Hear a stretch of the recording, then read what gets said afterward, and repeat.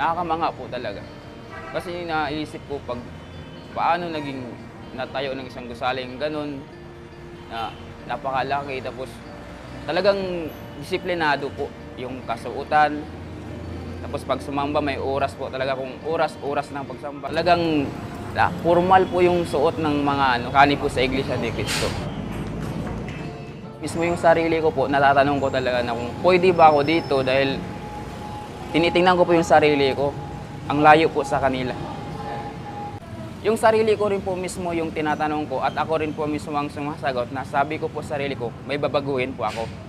Sabi ko naman po sa sarili ko, at saka ipagpatuloy ko to.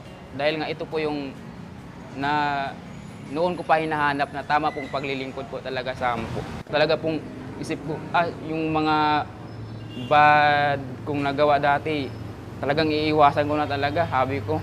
Naalala ko po yung dati yung mga picture ko po, pag tinitingnan ko po, mga yung hikaw, haba ng buntot na buhok. Wala po, natatawa na lang po ako, sabi ko, hindi ko nababalikan. Pag sumuot pa ako ng damit pang samba ko po, talaga pong napipil ko po na dumami po yung gumagalang sa akin. Laki po ng pagbago.